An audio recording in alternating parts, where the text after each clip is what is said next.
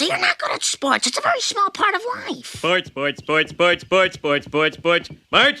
rides up in the front seat today because he's a good guy at sports.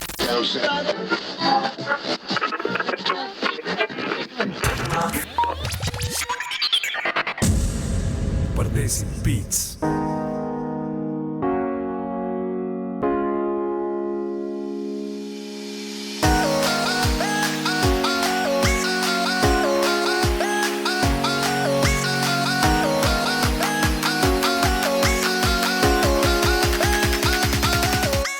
What's up, everybody? You're tuned into Pardesi Beats Unplugged. Welcome into today's episode.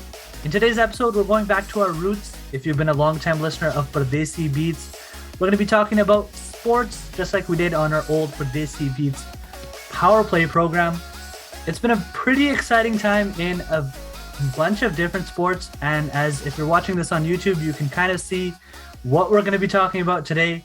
With us today, as always, we have Kushwant Singh and the biggest Manchester United fan that I know, Butwant Singh. How you guys doing?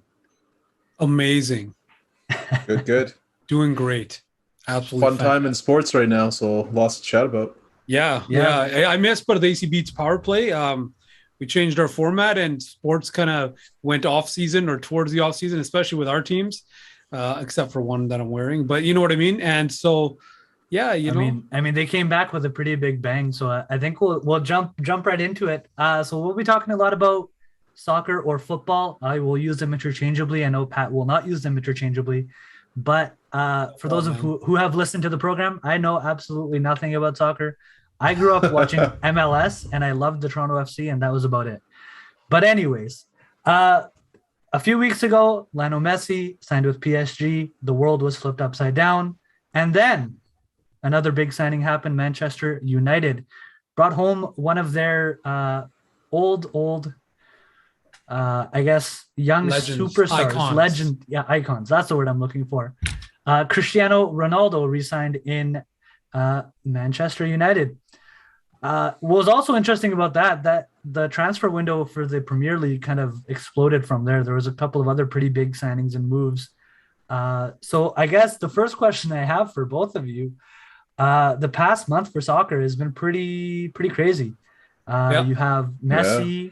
We saw I mean, I'm not a huge soccer fan, but even me hearing Messi to PSG, seeing how the city reacted, like Paris was like stand still. Everybody's like going crazy just when everybody's at the airport. Showed up. Crazy. It was crazy, and it reminded me of like the era of like Gretzky coming to the airport. Like I remember seeing those old pictures of them at like the Edmonton airport when they would come back. Yeah. But in the world of sports, especially soccer, initial thoughts on these big moves. I'm going to start with Kush because I know exactly what Pat. I was going to let him go first. Yeah. Well, I won't touch on Man U probably. I'll let Butwant do that. But like PSG, you just mentioned them. They probably made the biggest splash out of everyone. And if they don't win Champions League, I'll be pretty baffled with the team they're fielding now. They upgraded. It's crazy. They have arguably the best player from Brazil, arguably the best player from France, the best player from Argentina, and arguably the best player from Spain on their team. Like, okay, so they have a crazy lineup. One of the best defenders. I absolutely hate him, Sergio Ramos. They got him before anyone. Like I think people may have even slipped out of their mind because that was one of the early kind of deals. It was overshadowed by the recent happenings. Yeah, and I hope he doesn't play well. I'll be very honest. He's a dirty player. He hurt Mo Salah in the previous Champions League final. I wonder what he called him. No bias at all, eh? Yeah. So there's no bias. Also, I have a certain friend who loves him and likes to kiss up to him. So I like to make sure he knows that Ramos is not cool. So there's that Ramos guy. Because he hurt Salah. I hate him because he sucks. And then so there's him, and then obviously Messi. Him and Ronaldo that have been candidates for the Ballon d'Or for like the last like 20 years. It feels like so they're always like the top two players in the world. So you get that guy, and then you already have one of the youngest like phenoms in the game, Mbappe. and then Neymar, who's already in his prime, and when he's healthy, he plays pretty damn well. So they have a really killer squad, and I didn't even mention they picked up Wijnaldum from Liverpool. It was known that he wasn't going to stay in Liverpool, but like Wijnaldum got onto a great team. He's actually such a great depth player coming off the bench. He's the one who scored those 2 goals to get Liverpool past Barcelona that year. They went on to win the Champions League final. So yeah, pretty like incredible pickups for PSG. I think they're the team to try to beat. I have a little bias against PSG. I don't have anything against the team, but okay, you got a stacked team, and they're clearly aiming for the Champions League because their own league, they're like one of the only 2 teams that are like. And I didn't even mention that like they rejected a 200 million euro deal for Real Madrid wanted to buy Mbappe. So yeah, so like the 200 million euro transfer fee, and they reject it. Like that's like double a lot of the other high signings that were in the Premier League. So shows you how much they intend to win now. But sorry, go ahead. No, that's all I was gonna say is like PSG is I don't have anything against them, right? Like I'm not a hater of PSG, but what I see here is they're just going to destroy their own league and win that. And then their only real aim, I guess, is to conquer the Champions League, understandably, because, I mean, Man United knocked them out of the tournament a few seasons ago. And then after that, they've just been knocked. That was the closest they got at that time in recent times. Man United knocks them out with a Marcus Rashford penalty. Oh, they got to the finals. That was after. I'm going. Oh, okay. Yeah, and then after that, they started progressing, and then they got to the finals, which you're alluding to, right? So they have to win the Champions League from their perspective. Therefore, all these signings are indications to show that they want to go for that. In their own league, though, they're just going to blow everybody out of the water like they usually do, right? It's that league is like can you name 3 as long teams as they in stay that healthy, league? Right? Because like they haven't actually been so dominant in their league, so League One, right? So we'll see. As long as I feel like these additions will secure that because like Neymar and Mbappe, Neymar is kind of injury prone. Like you hope that he's very. But Mbappe is a little bit more solid, but he had a period where he was out too. So, like, hopefully this can kind of lock it down for them so that they can become that like true number 1. But you don't know for sure yet. Yeah, I mean they haven't lost. It's 4 games in, they haven't lost. So we'll see how it keeps going. Yeah, I mean, there's only a few other like teams you might recognize. It's like Marseille and Lyon, Lyon. I don't know which ones. Lyon, yeah. And that's kind of really it for League One. So yeah, we'll see. And I mean, now we'll turn the attention to Premier League because I know Pat's itching to talk about the Premier League, and not only with we can talk about losers also from the other leagues like like Real Madrid and Barcelona. Wait, before we go with Real, let's go to Barca, okay? Because I want to say this: like people think like Messi was like, oh, I want to like. First of all, Barcelona's in the biggest financial problem that they have been in a long time. They're so screwed. So much so that Messi did not want to leave. He was willing to cut 50% of his wage to stay. Yeah. And they still did not have any finances to be able to afford Leo Messi. And there's a reason why they're pushing hard for Super League. Because to get those finances from those TV deals and everything. They've messed up their whole system previously. And if you guys, it's kind of their own fault, but yeah. If you guys don't understand what the Super League is, you can go back and on our YouTube or our podcasts. It's one of our first few episodes. We talked about the European Super League, so check it out for sure. But man, Barcelona's in a lot of trouble. Also, the province they're in, right, is in a very interesting geographical location. The people that are there, there's a lot of like civil stuff going on as well, and identity things in Spain in that area. So yeah, they're just, you never see a big club like that just fall financially, and they have. And they're gonna have to kind of start again. But I mean, they're going to be able to pull it off for sure. If they win something or make it places, they'll pull it off.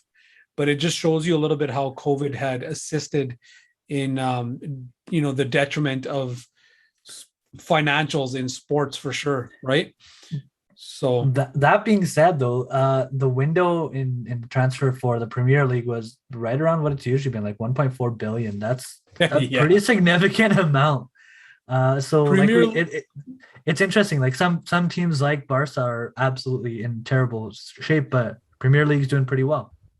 Before this sort of current fiasco in Barca, they were valued almost, I think, first or second in the world in terms of like most valuable teams in football. So it's sad. And the worst thing is, like, I'm not a pro Ronaldo, anti Messi, pro Messi, anti Ronaldo. I love them both. I have both their jerseys. I don't care, right? I'm obviously more favored to Ronaldo because he had played. Oh wait, he does play for Man United, and Messi. I like Messi too. He's sick. And when he played with Suarez and Neymar on Barca, I was just like mesmerized by those guys. And I'm not a Suarez fan because he used to bite people when he was on Liverpool. And so at the end of the day, it's sad to see a player who played from his 13th, 14 years old all the way up into that club, all the way up to the top team of Messi, willing to take a 50% pay cut to stay, and they still couldn't do it. And he I'm was, really like curious home about for that. him. Yeah, What's I'm that? really curious about that because as like an outsider that doesn't watch soccer or football very much, one of the biggest things that I've always heard soccer fans say is loyalty.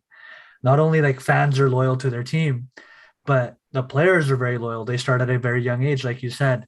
Messi, 13, 14, playing for Barca. Whenever I thought of Messi, I'm like, yeah, Barcelona or likes like that. So the players have been very loyal to their clubs for the most part.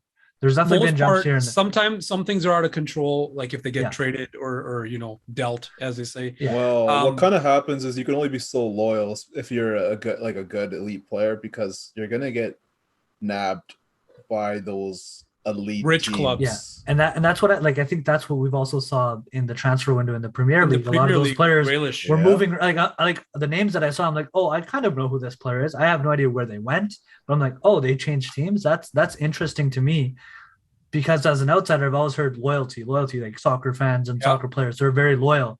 So like, what happened with that? I'll bring the loyalty thing back. Fans are loyal as hell. But here's the thing: like, when you watch players retire and then see which teams they're pro, you see that loyalty. Like, obviously, Man United is my team of choice. Sorry, I got something in my throat. I'm tearing up. I'm so loyal to them. But you see, like Patrice, Patrice Evra, and you see Rio Ferdinand, and these type of guys in the media and on social media. And Patrice played for Juventus as well. But when he's watching a Man United game, he gets up, he starts running around and screaming. Same thing with Rio Ferdinand. He's a broadcaster and he's broadcasting and United score and he gets up and he jumps out of his seat. You don't see that in the NHL and stuff like that, but you know what I mean? Like it's so cool. Like these guys are, and then a lot of the clubs will hire these prolific, legendary players as ambassadors for the club. So they stay within that club, kind of like, well, not kind of like the Oilers, old boys, but you know what I mean? So, speaking of that transfer it's like Gretzky spoke to McDavid, right? For example. And then the same thing happened with Ronaldo, reportedly. I don't know if it's 100% true, but there was I'll tell you that situation after, but yeah. Yeah, like I'll briefly mention it then. Like, there was because originally the news was he was maybe going to go to Manchester City, which would have caused a huge problem for Man U fans, backstabbing and loyalty. But Man U, former teammates of his apparently reached out to him, and so did Sir Alex Ferguson, apparently. And then all of a sudden he signed with Man U. These are, so I'm not saying these are like not for sure confirmed by him, right? Pretty sure, not for reports. But it's just touching on a little bit about what you're saying with loyalty, right? The clubs were saying, hey, think about it, right? Like Why would you do that? Go to Well, here's the thing. Not Okay, let's come just here. get this Man United thing out of the way because it's kind of here now, right? Because I was Sure. trying to get back to Real Madrid and let you finish that, but As let's he just do rolls up this. his sleeves, you know he's getting serious now. as Yeah, he's rolling I'm up getting. his sleeves. You ever seen Ronaldo play when his sleeves are rolled up? Legit. So first and foremost, let's get the Ronaldo thing out of the way. First of all, Manchester is blue, yes, but it's this blue right here, and Manchester's red. So for those people that want to see Ronaldo in a blue Manchester jersey, it's only going to be this one. So what happened with Ronaldo was this: he decided to leave Juventus for whatever reasons. I don't know the in and outs of that, but he was done with Juventus, and United didn't know that, but Manchester City was putting in offers for him, which or were about to. Then they pulled out because Juventus said no or Ronaldo said no. I don't know how or what happened, but they actually backed out of their offer after they initially made it, though. They did make it, then they pulled it out. When Manchester United found out that, hey, Ronaldo's leaving Juventus, then naturally, and Solskjaer, the manager of Manchester United, Ole Gunnar Solskjaer, he said this in an interview. He's like, I called Ed Woodward, which is, the director, and he said, hey, he's available. Let's get it done. And within 24 hours, I'm not kidding you, within 24 hours, the Man City talks went to an announcement of signing for Man United. And there's way to piss off a whole fan base. It's gonna be honestly awesome to see that Twitter derby was match. insane. I woke up and I was just running around the house. I was happy, I was smiling. I didn't even realize that it would mean It's that great much to for me. it's amazing for Man U fans, but Man City fans got the little rat, like the little cheese in front of their face or something got yanked. So that matchup's gonna be insane when the derby match happens. I want to tell you something else that Man City tried last season. They tried to get Messi last season. Yeah. And they promised him a path because Pep Guardiola is his old manager, and he played on Barcelona. So here's the thing: they wanted to get Messi in Man City and then take him into one of the MLS teams, give him that career path. But obviously that didn't happen. So they lost out on Messi and they lost out on Ronaldo. So if that thing is true, regardless, Ronaldo got the call from Rio Ferdinand, and Rio confirmed this. He called him. He's like, what are you doing? He's like, don't go over there. And Ronaldo wasn't picking City, but that was sort of the only place that offered him to, come. So that was the initial, I guess, hearsay, theresay, whatever.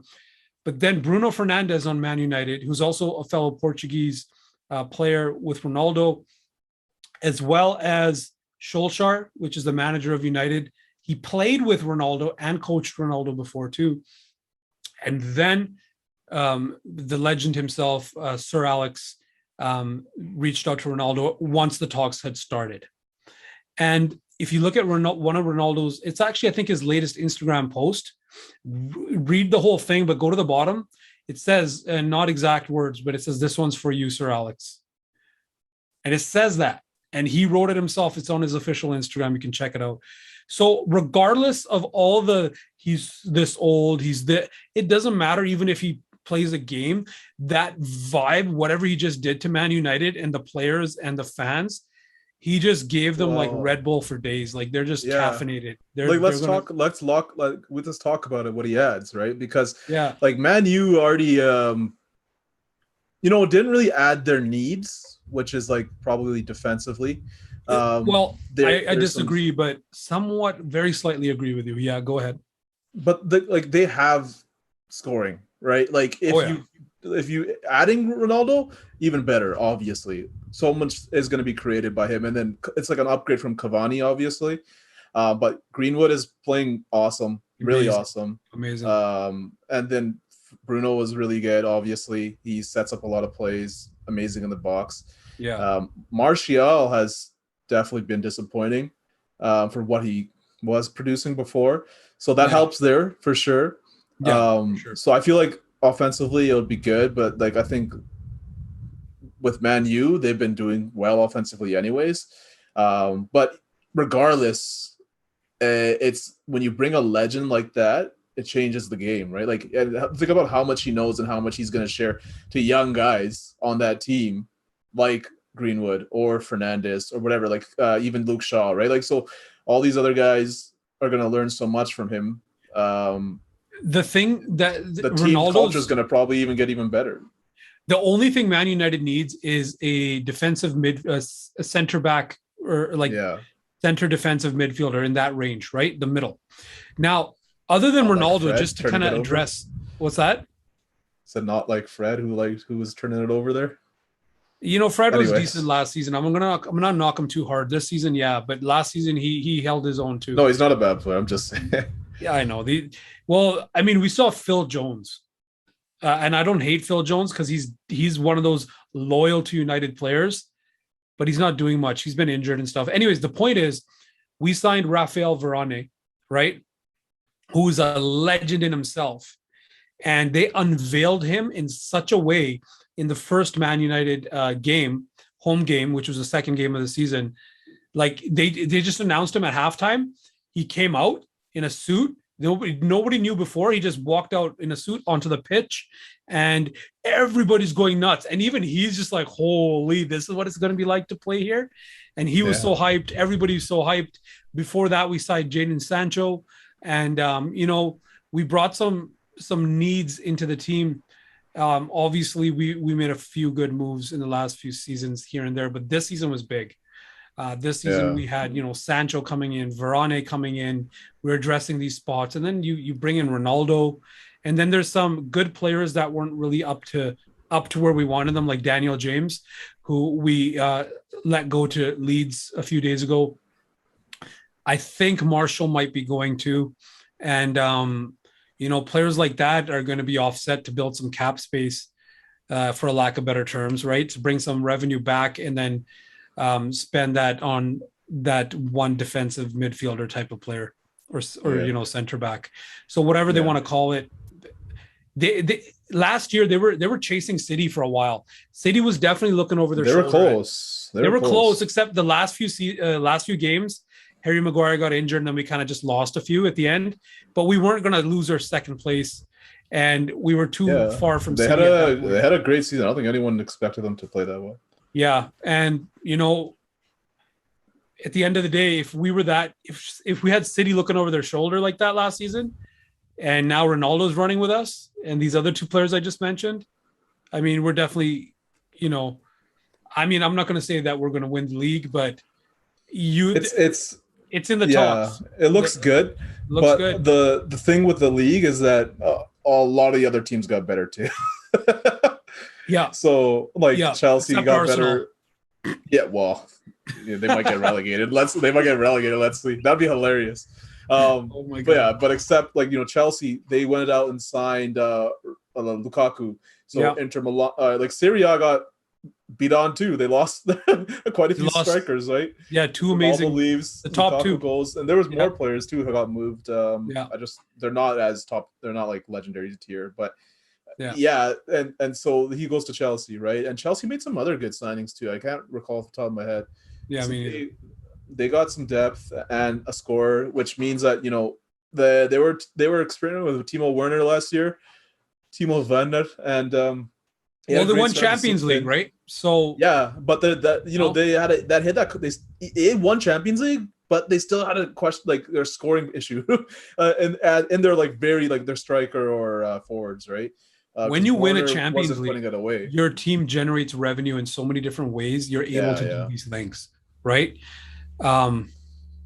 So what we're gonna do is Champions League. We'll talk about that sort of later, but the Premier League in itself. Okay, so I was going to say there. Yeah, now there's I'm going to stay here. Eyes on the Premier League. Grealish went to City from Aston Villa. Now I'll give you a little funny side note. He's a Man United supporter. He had to go and delete all his old Man United tweets, which people have screenshots of. And he's back. Which is funny because he's from he was at Aston Villa. He grew up there. He did. Birmingham, Aston Villa, that area. Yeah. But they weren't always in the league. They've been relegated. And Man U. So he, went with Man U, and he was a Man United fan. So everybody thought he might actually come to United. But that offer 100 million from Yeah. City, I mean, Yeah, how do you say no, right? just a side Well, note. he's a young guy trying to make his name in the league, and he Yeah, really he's an up did. and comer. Like he had a great season in Aston Villa. He looked pretty good in the On Euro. England. Yeah. And then so Man City, which I have a comment about their team too, but like Man City, you know, they nabbed this young guy, so just looks like, hey, Man City's doing other great moves to even get even better, which is scarier considering how They already have good some they already pretty are. big name players, right? So yeah, these kind of moves are necessary too. Yeah, and then Aston Villa made some good moves too, actually, with that $100 million. Like they signed some good players in Danny Ings, and Danny Ings doesn't get. I think he's pretty awesome. He's lesser known strikers in the Premier League, but I like him a lot. And he had a highlight reel bicycle kick goal already for Villa. So yeah, Southampton's missing him. Southampton's missing him. I think we got Jesse Lingard back. I think there might like West Ham wanted to keep him because he was actually prolific over there. And here's the thing, Declan Rice. What place does he play on the pitch? What's his position?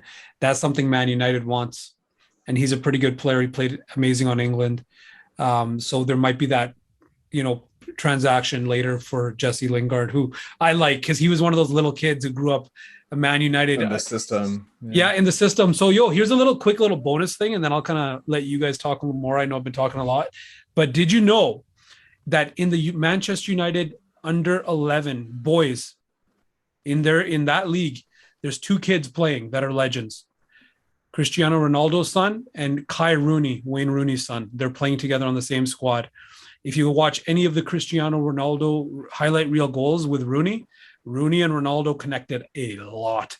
And so it's just a cool little Easter egg side note. Yeah, that's pretty cool. That's cool, right? Can you imagine like you're done your game, your dad comes and both your dads show up like as both boys. Everybody's just like, wow, you're Ronaldo's kid, you're Rooney's kid. Yeah, it's crazy. So I'm gonna jump in here, and we've talked a lot about some of the big teams in the Premier League, Liverpool, even Aston Villa, not that big of a team, but we didn't talk about Liverpool, but we don't need to. That's where I wanted to go because Kush, like you bleed that Liverpool blood. What's going on? They're pretty quiet, pretty garbage. What's going on? So I gotta dig up a picture. You guys keep talking.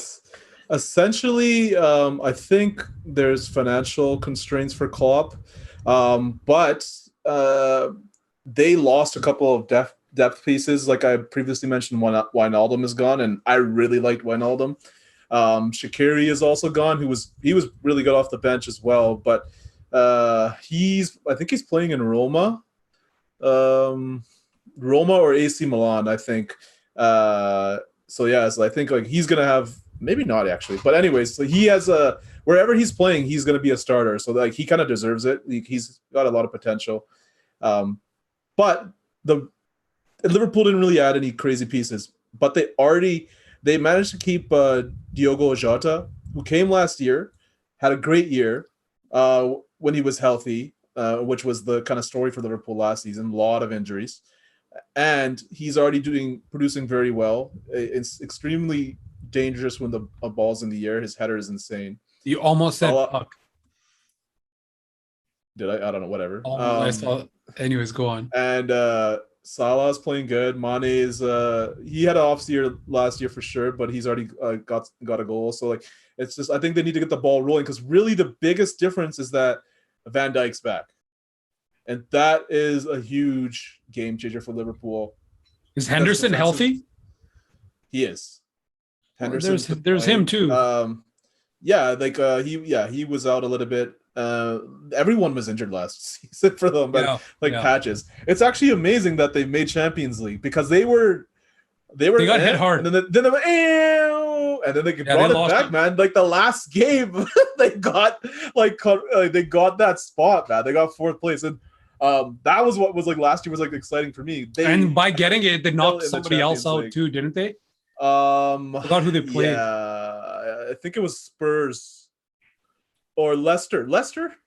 Leicester. One of those. Yeah, it was like something. Leicester, I think. Anyways, I can't recall, but I'm pretty sure it was Leicester. Either way, so their team, like the team, and they already got a couple of additions, like defensively depth. So if something happens on the back end, it's not complete chaos like it turned for them because it all went to crap. With who because they didn't really have depth back there, forward and then and midfield. They got depth, right? They have options for sure who can really help out. But defensively, Speaking now, of they Spurs, I'm going to say something. So about I feel like they'll after. have a good year. They already are, and they're they drew with Chelsea, which they really should have won that game. But Chelsea's goalie Mendy made some amazing saves against them. He's pretty good. He's not bad. He looked a little green last year, but I think that was his first year. But he's looking good, that goalie. Well, at least the green was close to the blue, you know? Yeah. But anyways, I think they'll be top 4 for sure. We'll see what else happens with them. So Not again, if my buddy has anything to do with it. yeah, that's kind of where I wanted to take the conversation back, is like with all these big moves, especially with Ronaldo coming into the EPL, that's a pretty significant move just for the league in it of itself. Well, so yeah. And I'm kind of curious. I mean, both of you are very biased with who you align yourself with. So as Kush, as an unbiased Manchester, so not a supporter, but a Liverpool supporter, what impact do you think Ronaldo coming to the league is going to have? Aside, like even as an outsider for me, it's like, oh, I might actually like check it out. It's competition, dude. Like, okay, fans are gonna want to watch a game more. He just brings in eyes, and people who are watching those different leagues are gonna watch Premier League now, who weren't watching already. Like, because when he was playing in La Liga and in Serie A, they're watching over there. So now might get some of those eyes, and that's how they make money. Premier League, it's TV deals. So that could go really well for them. And the other thing is, as a player, you want to play against the best, right? There's competition level. There's a drive there to outperform somebody and kind of push yourself. And then as teammates, like, how are you going to not try to learn everything you can from one of the best players ever in the world, right? So there's just so many positives of him coming into the Premier League. For me, it's just like, oh, this is awesome. Even as a Liverpool fan, it's like, he's undisputed legend, one of the best, incredible player. And like, to me, it's like, okay, I want to see Liverpool beat them because like this guy's here too. There's a little bit something more. If they can beat a Ronaldo team, it shows like how good they are, right? Yeah. Couple more things. I just want to say real quick. Side note: did you know Ronaldo took a slight pay cut to join Man United? No, I did not. Check it out. He did. I think it was like a 30. I don't know. I remember the number. I don't know if it was 30% cut or like $300,000 less, something like that. I don't think he's worried about money right now. No, dude, this guy's got like his last, other than his Man United posts that he finally made, his last 5 like Instagram, Twitter posts were his endorsement posts. And this guy's he's not worried. Like he could play for free and he'll still make the most out of like a lot of the sports players in the world. But one thing I was going to say is we kind of forgot, it kind of got left out, but Harry Kane was allegedly not happy at Tottenham. I was going to talk about that. Yeah. So that's probably actually maybe the biggest news of the whole summer. Well, yeah, and here's the weird thing. He's playing now. I forgot his name. I don't know why his name is slipping my head right now, but Tottenham's new coach, the manager, I forget his name, but he coached Wolves last year. He's an amazing coach. He put teams like Man United, Liverpool, Man City, up against the wall in certain games, and he's an amazing coach. And Nuno, he looks cool too. Yeah, he looks cool, right? Nuno. And so now he's on Tottenham after Mourinho, and Mourinho has his moments, but I wasn't a huge Mourinho fan. But they're undefeated to start the young season. Yes, and Harry Kane, even though. Okay, so this is like a Sir Alex sort of flashback, right? Harry Kane looked good and he looked content. He didn't look miserable. He didn't look like he didn't want to play. And I think that is a reflection of Nuno and how he, got his players going, especially after the last couple of seasons where Tottenham was so promising, right? So It's interesting for their team because Yeah. all the fans know that he wanted to leave, and the teammates know he wanted to leave. So I'd say that stuff's not healed or even addressed. He came off the bench. He's been coming off the bench. he's I don't coming think on as a sub. right? So it's very interesting how they're kind of going about it because he also, and this might not be anything to do with him not wanting to stay in Tottenham, but he wasn't there at the start of preseason. Could be an injury, could be something else, who knows? Could have been Mourinho. He has to kind of get back, in my opinion, like prove himself again this season because nothing worked out for him. He didn't get signed to City because the Spurs weren't willing to let him go or whatever. And they essentially were going to send him anywhere else. So now he's just kind of like, oh, well, I'm stuck here. I have to play because he's contracted to, right? And so now for him, like he does not look good in this situation. So I think the only way he can kind of scenario exactly the only way it can kind of work out is if he does what he does best, score another 20 plus goals in the Premier League, right? You know what's funny about him? He's so big, like physically big as a player, like he's tall and stuff, that he looks so lanky when he plays. Like he looks slow, but he's actually physically bigger than a lot of players. So it just looks funny. Kind of like Phil Jones on United, but he's not that big, but he just doesn't. He looks like he's going to fall over. Yeah. But the Harry Kane thing, like in my opinion, I don't think he's as good as people think he is. I just think as an England player, as a British English player, he's one of the best in terms of numbers. Like Greenwood, when Greenwood's at his peak, is going to blow him out of the water, I feel like.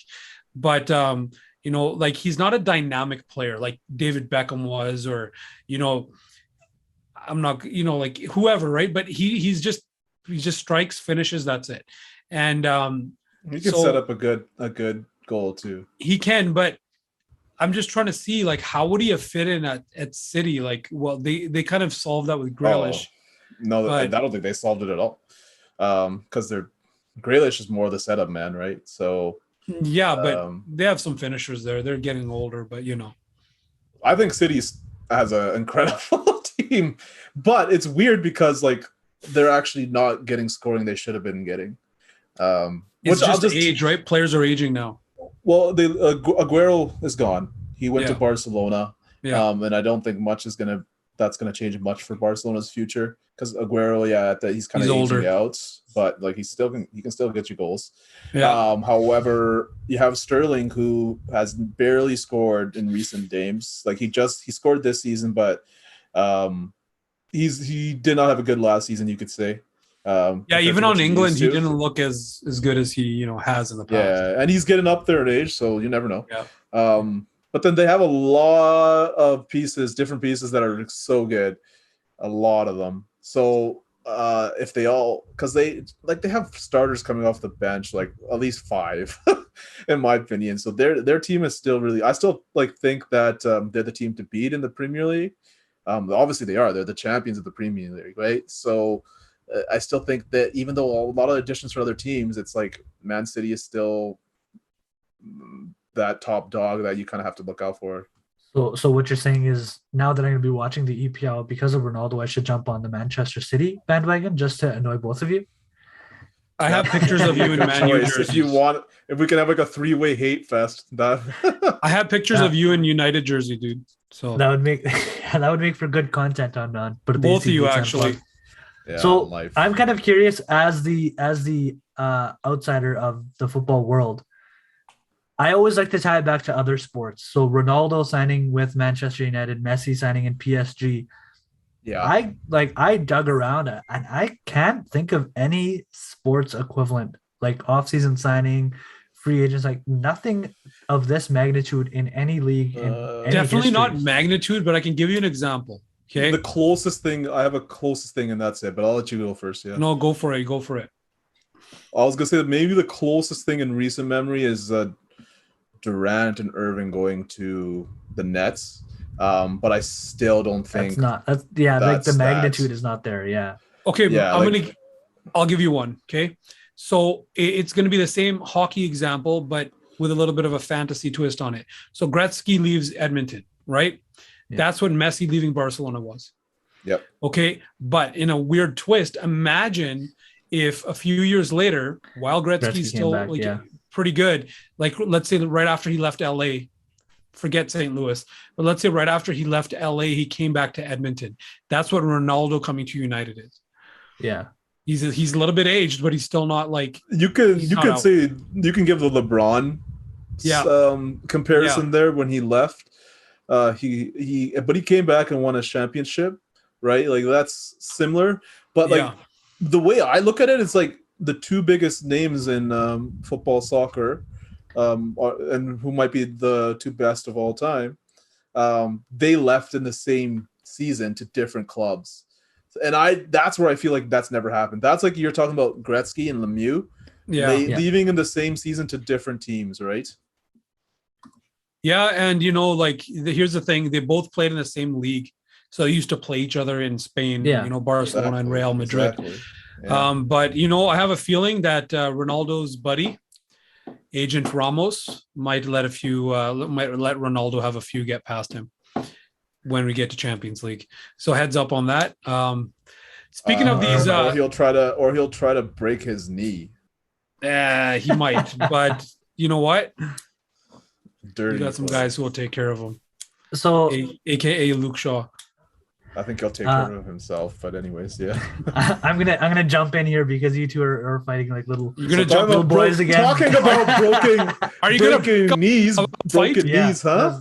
Terrible transition, but like we said at the start of the show, you jumped into the match. At the start of the show, we talking about different sports, and long-time listeners know of Pardesi Beats Unplugged. We've done a couple episodes on professional wrestling. It's a pretty crazy time in professional wrestling. Arguably, and I'm gonna do a sports equivalent right off the start. It's like when Mario Lemieux came back. CM Punk, who has been away from wrestling for 7 years, returned in his hometown. In a rival company, and I think arguably that was the most anticipated return, and including like the golden era of wrestling, including the attitude era of wrestling, there hasn't been a more highly anticipated return or a back to WWF from WWF. No, not even. Like I feel. You have not seen the clip, sir. Please. You have to see the clip. You have to watch it. It is absolutely insane. Like I just had to throw the Hulk Hogan thing there to rattle you guys. Go on. We'll send it. Yeah. No, but like honestly, those are iconic moments. Yeah. But like, and so Kush was a huge CM Punk fan. I was not the biggest fan of him. I was never. He was my favorite wrestler. Like that's kind of when I was phasing out of wrestling. I know. Yeah.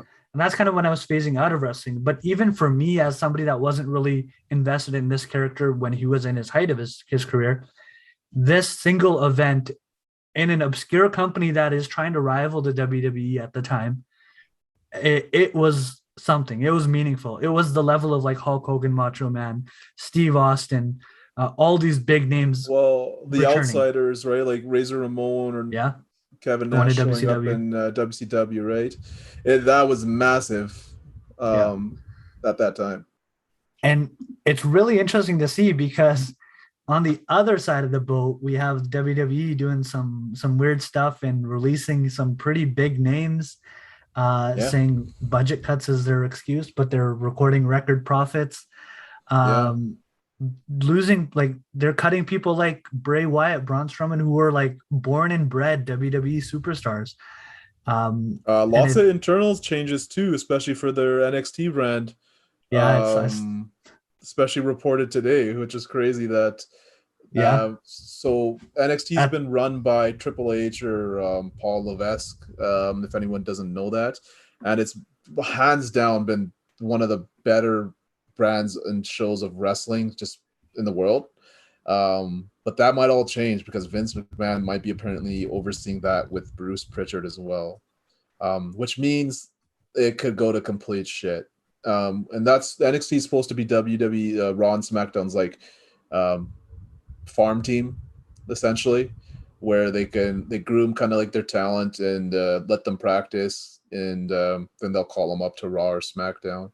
But what's interesting now, historically it's become the more of the indie superstars going there and showing off and becoming exactly big names like that aren't in WWE, right? That reminds me of when Oilers had Hamilton Bulldogs and there was actually big players playing on the Bulldogs. Yeah, same idea. Essentially that. Yeah. And what I find really interesting now is a lot of these superstars that were released from the WWE have made their way over to AEW. So we have the big names like Christian coming over, and we get the argument, oh, AEW is just, WCW 2.0 or TNA 2.0. And like sometimes I do see that argument. Like if you see, I mean, Christian just won a title and a main event title. I'm like, oh, yeah, I don't know about that. But then you have people like Everrise who just are at the time of recording, they're in a feud with Darby Allin and Sting, which is pretty significant. Like Everrise was a low brand tag team in NXT, but now have kind of made their name in AEW. Yeah. So what's going to be interesting to see is like what happens now with this influx of wrestlers. If you have CM Punk coming in now, is he going to? The fans probably want him to win the title, but is that also like going to be good for the company? Like you look at wrestlers like MJF and Darby Allin who have been born and bred in AEW, they keep getting pushed down lower and lower. And now at the time of recording, when this episode is released, we'll probably know the answer to this. There's a rumor that a certain American Dragon might be debuting. Okay, so CM Punk I was not vocal about because with CM Punk, okay, this is gonna get a little bit explainy for me because as to like what CM Punk literally kind of like means to me, because what he represents, it's never always. Sometimes those characters like you can translate them to your own life because of like who they are as human beings or what they stand for, right? And CM Punk stood for like trying to make the place way better, and he was always honest, whether people liked it or not. But he believed in himself and had a lot of conviction. So everything he kind of did, it always held weight, especially when he spoke on the mic, because he's probably the top 3 people ever to hold a microphone and speak, in my opinion. And then so when I watched his return, it was very goosebumpy, very chills. And then hearing him talk after so long, I had to watch it again, right? Like the next day, because I had to really absorb it. And I'm still not there where I'm like, he's actually back. Because I wanted it for a while. I didn't think he would come back. At least I knew he wouldn't come back just because of who he is. Yeah, exactly. Because he's very strong in his morals, like in his values. He holds that very close. He is literally somebody who is true to their word in integrity, right?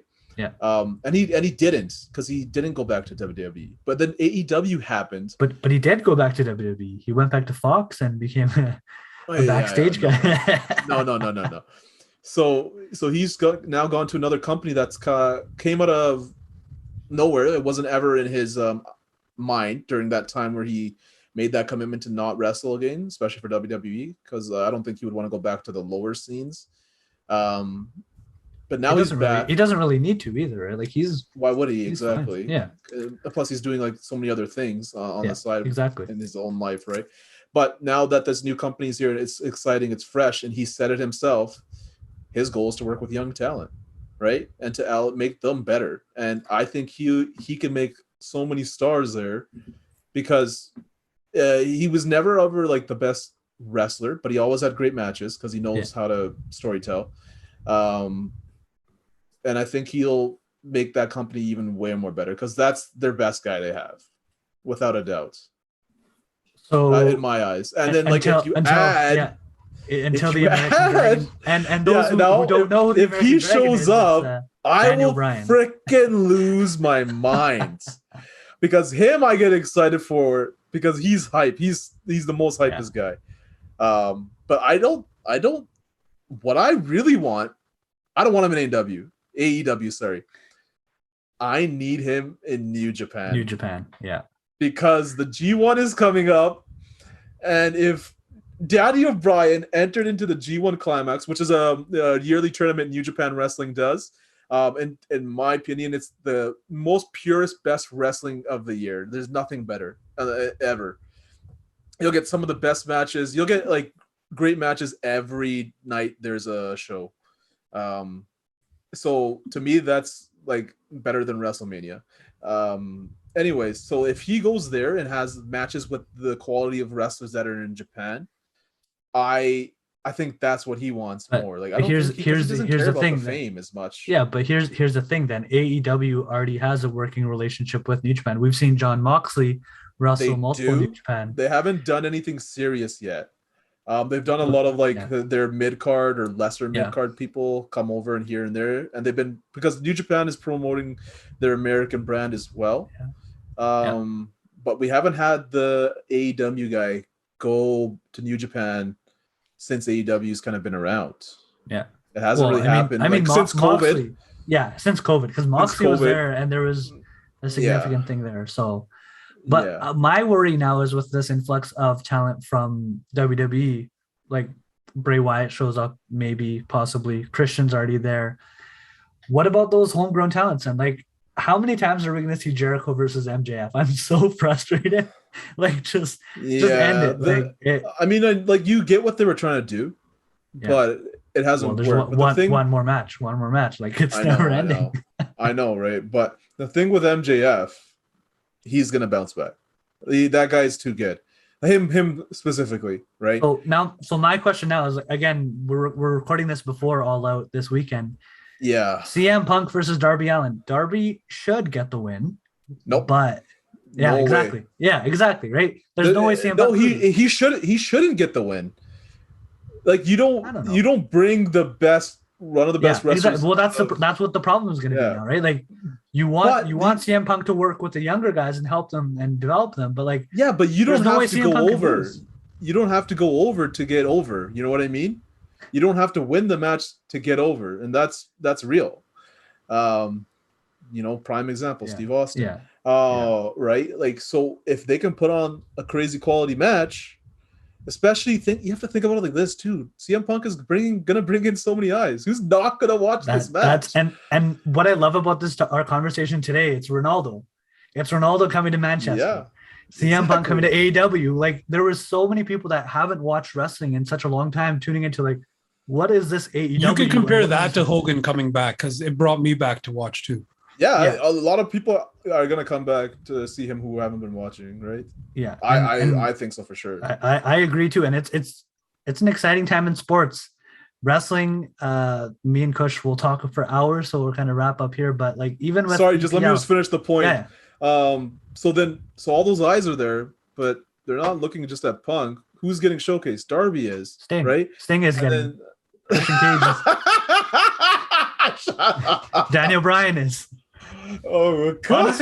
Honestly, I gotta shout out Miro, because Miro is absolutely killing it right now. So Miro is WWE Rusev. I think Malachi Black. Like, I think they've been doing a great job of doing the young guys, because this is why they created the sub shows, right? Because a lot of their young guys are green. Yeah, like, they don't know how to properly work. So that's when you create those YouTube shows like Elevation and Dark. Yeah, they're getting their winning records there. So when they come to the main show, you're like, oh, how do these guys have such a good record? And then you watch them, and you're like, oh, okay, I kind of get it. So they can kind of prove themselves, right? Or they get those title matches or those opportunities where they shine. They may not go over, but they get them because they have a good record, right? I kind of like the system, and I think it works. It's different. It's different from like what we're used to. Same plus they have the new like, show. Yeah, they have the new show as well. So we'll see how they do it. But I think they definitely have a lot to work on. Well, you think think about it, like the first show, the very first main event was a women's match. You would never see that in WWE. Yeah. Right? Like, AEW is definitely have their finger on the pulse. Yeah, and like they also are such an open company where they let, like, okay, you can go work there, go ahead, right? Yeah. Like, oh, okay, you can't make these dates. Daniel Bryan will adjust this weekend. I don't know about that. I hope not. I hope he could debuts in New Japan. Then he can come back. I don't care. I just want to see him in New Japan. But anyways, yeah, like, so they have a really good system. I think with time things can get good. They brought in a lot of experienced guys, former WWE guys. But we'll see. Like, those guys are. I'm at this point where I'm I'm cautiously optimistic because I've seen what's happened in TNA. I've seen what's TNA, happened. yes, Right? for Like, sure. that's my fear because that's all we're But they're used not to, doing right? that. They're not doing that. And I'm just like, when are they going to do that? So that's kind of my fear. But like you I keep think adding these people. they all now. know It's what's weird. happening though, right? Like Yeah. those guys who like started this, Tony Khan, and then the core of Cody Rhodes, Young Bucks, Kenny, right, Hangman or whatever. So they know what their goal was, and they know what it still is. Like, and the whole purpose of making this organization. I don't think they're gonna get lost in the sauce. They have their hands on the pulse, and they always have. I feel like the one very strong piece of evidence for that is the Kenny Omega and Hangman Page feud. Everybody's like, yeah, the payoff's going to be at All Out. Like that's going to be the final, and then Kenny's going to lose the title to Hangman, and then Hangman's like, oh, I'm having a kid, I'm peacing out, and we're like, oh, they're actually a legit like friendly company that sees these wrestlers as actual humans, unlike certain companies that are just releasing people. WWE, left, right, and center, say it. Let's right? say WWE, yeah. Right. No, So, random fact. Has anybody seen the movie The Wrestler with Mickey Rourke? Solid movie. Yes. Very good movie. If you guys are new to wrestling or you kind of are curious based off of these conversations, that's older school wrestling though. That's like Hulk Hogan era. But if you guys grind is still the same. Or listeners are curious, check that movie out, and you'll see a lot of how it used to be. Kind of still is in its foundation, but a little bit more dynamic now. Yeah.